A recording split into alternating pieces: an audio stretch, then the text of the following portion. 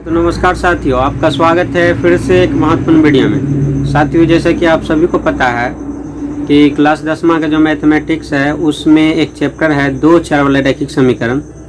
दो चर वाले रैखिक समीकरण जो होता है वह दो अवस्थाओं में होता है। आज का वीडियो आपके लिए बहुत ही स्पेशल है। क्यों? क्योंकि अभी तक आपने जितना भी सवाल बनाया है पिछले क्लासों में, उस सभी में आप लोगों ने देखा है कि हम वैसे सवाल को बनाए हैं जो अंकों पर आधारित था। आज की इस वीडियो में हम दो चर वाले रैखिक समीकरण के ऐसे सवाल पर चर्चा करेंगे जो अंक के रूप में नहीं, शब्दों के रूप में होगा। ठीक है? और उस सवाल को हम आपको 6 विधि में से किसी भी विधि में आसानी पूर्वक बना सकते हैं, और आपको समझने में जिस विधि में सबसे सुलभ हो, हम उस विधि से आपको वो सवाल बतलाने का प्रयास करते हैं ताकि आप आसानी पूर्वक से वो चीज़ समझ जाइएगा। ठीक है, तो चलिए देखते हैं कि दो चर वाले रैखिक समीकरण में वे कौन कौन से सवाल है, ऐसे कौन कौन से सवाल है जो अंकों में नहीं शब्दों में होता है, और उसे हम कैसे बनाते हैं। तो पहले लाइक करें, फिर चैनल को सब्सक्राइब करें और नोटिफिकेशन में ऑल दबाएं। जैसा कि आप सभी को पता है कि हम पिछले लगातार कई क्लासों से दो चर वाले रैखिक समीकरण अध्ययन कर रहे हैं, यानी कि pair of linear equation in two variables, यानी कि ये जो हमारा अध्याय 2 है, ये चैप्टर, इस चैप्टर में हम लगातार बहुत ही महत्वपूर्ण जानकारी हासिल किए हैं, और इस चैप्टर से संबंधित जो भी प्रश्न है उसको हल करने के पूरे 5 विधि पर चर्चा कर चुके हैं। और वो 5 विधि क्या है आप लोग देख लीजिए। तुलनात्मक विधि, दूसरा प्रतिस्थापन विधि, तीसरा है लुप्तीकरण विधि, ब्रजगुणन विधि, और लास्ट है अनुपात निर्णय विधि। और इसके अलावा भी आप लोगों को हम एक और विधि पर चर्चा किए थे, ठीक है, जिसको हम आलेखीय विधि कहते हैं या ग्राफीय विधि कहते हैं। आप लोगों ने अब तक जो भी सवाल बनाए हैं वो सभी सवाल को जो बनाए हैं 5 या 6 विधि से, तो उसमें आप लोगों को ये दो चर वाले रैखिक समीकरण इस प्रकार से था, इस प्रकार से, यानी कि अंकों में था। देख लीजिए, चाहे वो सवाल आसान हो, चाहे वो सवाल थोड़ा कठिन हो, इन सभी सवालों को हम क्या किए हैं, उन 5 या 6 विधि से आसानी पूर्वक बना सकते हैं। इसमें कोई दिक्कत नहीं है, कोई कठिनाइयाँ नहीं, आप लोग देखे भी होंगे। तो अब जो है आप लोगों को ये दो चर वाले रैखिक समीकरण का ही सवाल होगा, लेकिन वह आपको इस प्रकार से अंकों में नहीं दिया रहेगा। ठीक है, आपको वो सवाल अब शब्दों में दिया रहेगा, यानी कि कथन के माध्यम से हो, सेंटेंसेस के माध्यम से। ठीक है, तब क्या करना पड़ेगा वैसे सवाल में आपको। अब वहाँ पर थोड़ा सा आपको अब सवाल आसान हो या कठिन, लगभग आपको अब सवाल एक स्टेप आगे बढ़ जाता है, यानी कि थोड़ा सा ये सवाल कठिन कैटेगरी में आ जाता है। लेकिन हम यहाँ पर आपको कोशिश करेंगे कि वह सवाल भी आपको आसानी तरीके से बन जाए, यानी कि जिस प्रकार से अंकों में इस प्रकार के सवाल को आप हल किए हैं, बनाए हैं, ठीक उसी प्रकार से भी आप उसको बना लीजिएगा। ठीक है, तो देखिए कि वो सवाल है क्या जो आपको शब्दों में रहेंगे, अंकों में नहीं। जैसे कि देख लीजिए, इसमें प्रश्न नंबर 2C है।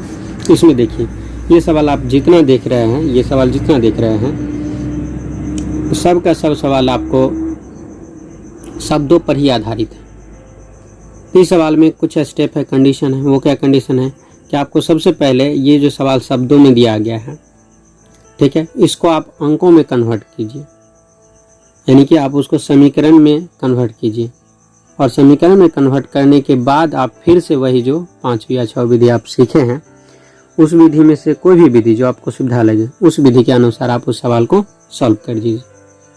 ठीक है, तो जहाँ तक कि आप सबको पता होगा कि उसमें जो तीसरा विधि होता है, विलोपन विधि या लुप्तीकरण विधि, ठीक है, वो थोड़ा आसान विधि होता है, उससे सवाल आसानी पूर्वक बन जाता है। फिर भी आपके ऊपर डिपेंड करता है आपको जिस पर बन जाए। ठीक है, तो इस प्रकार के सवाल को हम सॉल्व करते कैसे हैं, उसके लिए आपको सबसे पहले सवाल को अच्छी तरह से पढ़ना है। उस सेंटेंस को 1 बार हो, 2 बार हो, 3 बार हो, चाहे 5 बार ही क्यों ना हो, पहले उस सवाल का जो सेंटेंस है उस सेंटेंस को आप समझिए, और सेंटेंस के आधार पर कोशिश कीजिए इक्वेशन बनाने का, समीकरण बनाने का। इसमें भी ये कंडीशन है कि अगर आपका इक्वेशन सही बना, यानी कि समीकरण सही बना, तभी आपका सवाल भी सही बनेगा। अगर इक्वेशन गलत बना तो आपका सवाल गलत हो जाएगा। ठीक है, तो देखिए ये सवाल को हम आखिर इक्वेशन में पहले कैसे कन्वर्ट करते हैं, उसके बाद आप सवाल बनाते हैं। जैसे देख लीजिए, इसका पहला सवाल ही देख लीजिए। पहला सवाल क्या करें कि ए की उम्र बी की उम्र की 4 गुनी है। यानी कह सकते हैं कि कोई व्यक्ति है ए जिसका नाम है, और दूसरा व्यक्ति जिसका नाम बी है। ठीक है, तो ए का उम्र बी की उम्र की 4 गुनी है। इसका मतलब है बड़ा हुआ कौन, ए या बी हुआ? तो आप आसानी पूर्वक कह सकते हैं ए बड़ा होगा। क्यों? क्योंकि ए का उम्र जो है बी की 4 गुनी है, यानी कि बी को हम 4 बार गुना करेंगे तो ए की उम्र के बराबर होगा।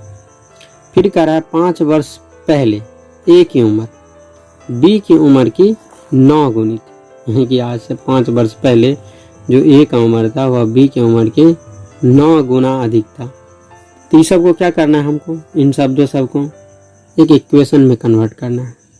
ठीक है, पहले तो ये देखिए। तो देखिए आखिर हम इसको इक्वेशन में कन्वर्ट करेंगे कैसे। तो देखिए सबसे पहले कहा क्या रहा था, आप साथ साथ ही चलिए। देखिए क्या कर रहा है, देखिए क्या कर रहा है। ए की उम्र बी की उम्र की 4 गुनी है। आप चाहे तो ए भी रहने दे सकते हैं, नहीं तो अलग भी मान सकते हैं। जैसे हम मान लिए, माना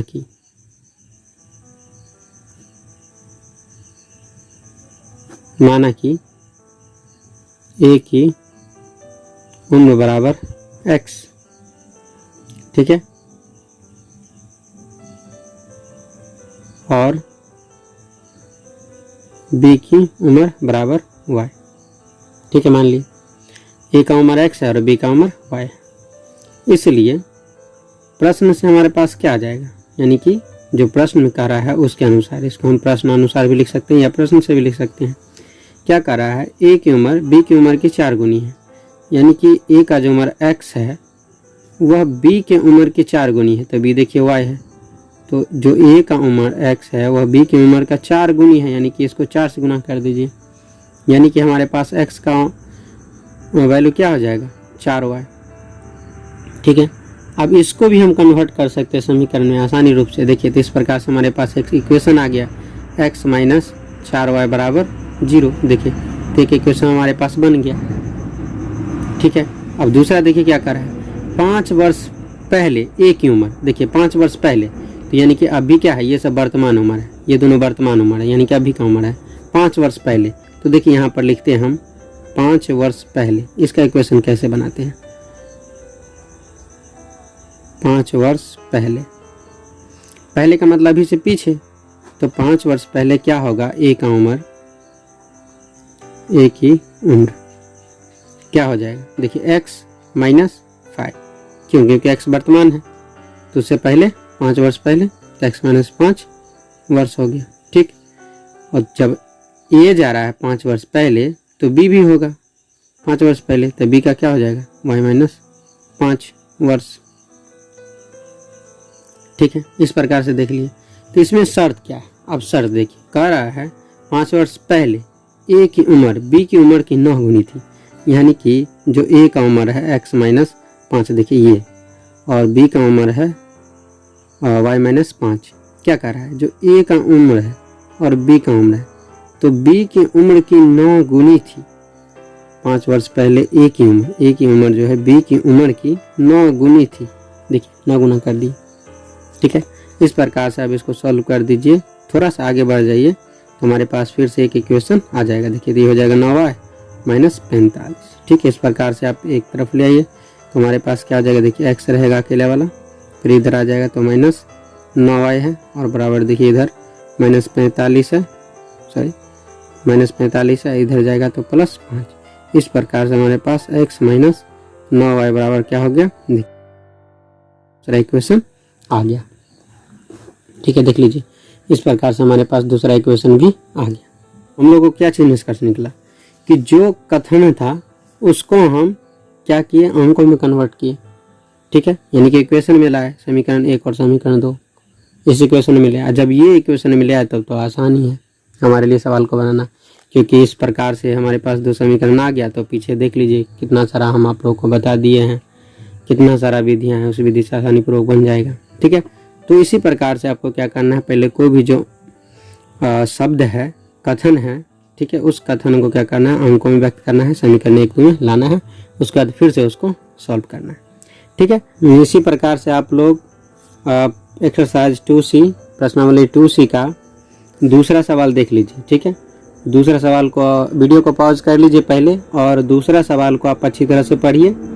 ठीक है, और मैं दूसरा सवाल को भी यहाँ पर अच्छी तरह से बना दिया हूँ, और इसे समझने का प्रयास कीजिए। ठीक है, आप लोगों को ज़्यादा समय खर्च ना हो, इसलिए हम जल्दी से आप लोगों को बना के रखे हुए हैं, आप इसको देख लीजिए। ठीक है, उसी प्रकार से आप एक्सरसाइज 2C यानी कि प्रश्नावली 2C का आप 5 का पहला सवाल को, ये देखिए यहाँ पर है 5 का पहला सवाल, इसको देखिए, पहला सवाल को देखिए, वीडियो को पॉज कीजिए और अच्छी तरह से समझने का प्रयास कीजिए। और मैं उसको यहाँ पर भी आपको बना दिया हूँ, अब इसको भी समझने का प्रयास कीजिए। ठीक है, देख लीजिए। ठीक है, समझने का इसको भी प्रयास कीजिए आप।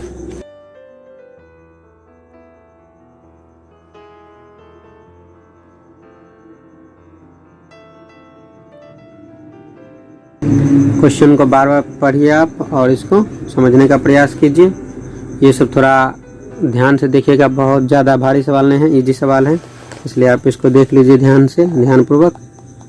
और उसी प्रकार से आप 5वां का तीसरा प्रश्न भी देख लीजिए। 5वां का तीसरा प्रश्न भी इजी है, थोड़ा आसान क्वेश्चन है, इसलिए आप लोगों को हम ज़्यादा समय व्यतीत न करते हुए जल्दी से बतला देते हैं।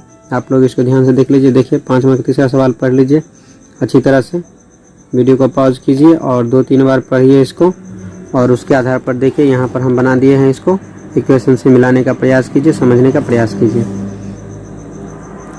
ठीक है, तो अभी जो हम आपको सामने में 3 प्रश्न पर चर्चा किए हैं, ये तीनों प्रश्न को आप अच्छी तरह से देख लीजिए। अब थोड़ा सा वक्त लगेगा आपको, लेकिन सीख लीजिएगा तो आपको इस प्रकार के सवाल हल करने में ज़्यादा परेशानी नहीं होगा। ठीक है, आसानी पूर्वक बन जाएगा। अभी जो हम आपको जितना भी समझाए हैं, आप सभी को अच्छी तरह से देखिए। अगर समझने में दिक्कत हो तो आप हमें निश्चित रूप से कमेंट कीजिए, हम आपको वो चीज़ समझाने का पूरा प्रयास करेंगे। ठीक है, आगे आने वाला वीडियो में हम आपको थोड़ा कठिन प्रकार के सवाल पर चर्चा करेंगे। ठीक है, तो अब आगे की क्लास में हम आप लोगों को लगातार कुछ समय तक, जब तक ये चैप्टर ख़त्म नहीं होता है, जो भी शब्दों वाला यानी कि इस प्रकार का कठिन सवाल है उसको हम आपको बतलाते हैं। ठीक है, हम उम्मीद करते हैं आपको ये वीडियो पसंद आया होगा। अगर पसंद आया है तो आप इस वीडियो को लाइक कर दीजिए। ठीक है, अगर नए हैं तो चैनल सब्सक्राइब कर लीजिए, क्योंकि आपको यहाँ पर जो भी ज़रूरत है क्लास 10वां संबंधित, उसको हम कोशिश करते हैं बारीकी से, जो सब चीज़ आपको समझना चाहिए उसको हम समझाने का प्रयास करते हैं। तो ठीक है, मिलते हैं अगले वीडियो में।